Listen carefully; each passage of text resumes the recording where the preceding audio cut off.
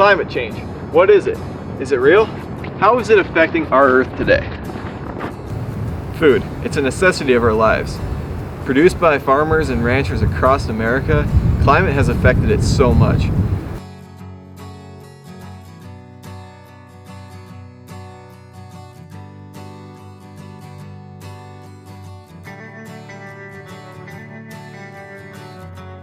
Global warming is real.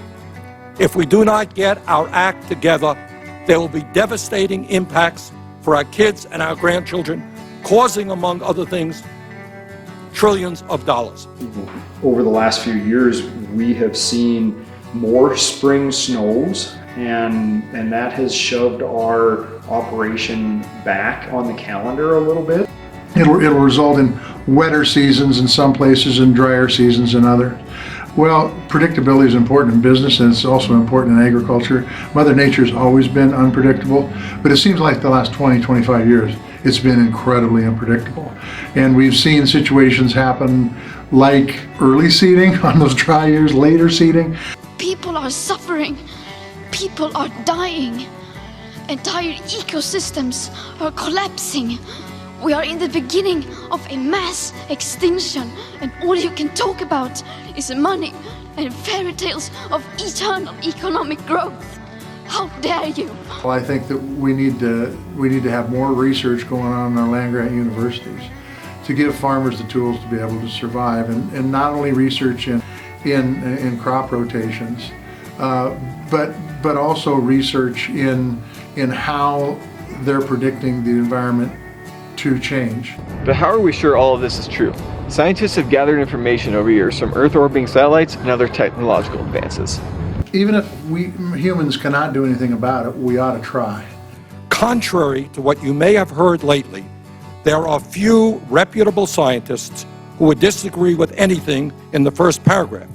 Well, we've modified a wheat or a canola or something like that so that we can grow it in current climate. But, has it had a huge negative impact? I'd say it probably has a more positive impact because we work on moisture. And if I do absolutely everything correctly and I have the right seed at the right time and the right fertilizer and no weeds and stuff like that, I still fail without moisture. So you got to be able to utilize that moisture, and that's where some of the work that's being done on the land grants at Montana State University is going to be very, very important moving forward.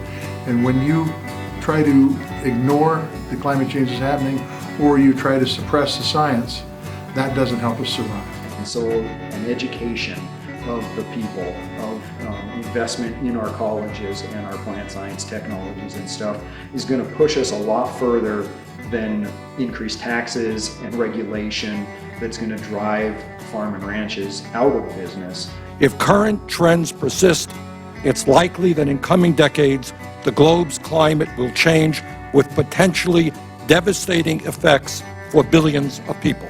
Mother Nature is highly resilient, and there has been volcanic eruptions and the dinosaurs and the ice ages all through time. And what we can do is in the short term, and it is react. The Earth's climate has been changing significantly since the 20th century, most of it due to human activity in recent years. It's false about the causes. Well, I think it is man-made. I think it's clearly man-made. Polluting the oceans, not mitigating CO2 emissions, and destroying our biodiversity. We are killing our planet. Because quite frankly, what happens if we have climate change and the earth warms and sea levels rise, not only are people going to be displaced off our coast, but you're going to have even more uncertain weather. And I think that's what we've seen, particularly over the last 20, 25 years. Is what is the meaning of our life? Really? If we work and live destroying the planet while sacrificing the future of our children, what is the meaning of our life if our decision, our conscious decision, is to reduce the opportunities for our children or grandchildren? And ultimately, in the end, it's not just about farmers surviving. It's about people having food to eat. Because if you don't have food to eat, democracies don't work too well. You have stolen my dreams and my childhood with your empty words. And yet, I'm one of the lucky ones. But nonetheless, if we don't do anything today, your generation will have to do something 25 years from now when you're running the show. It's going to be far more draconian.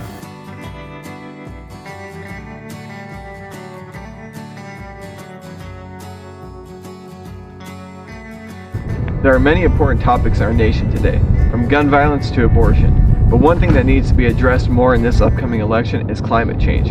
It affects us so much, we need to have a stop.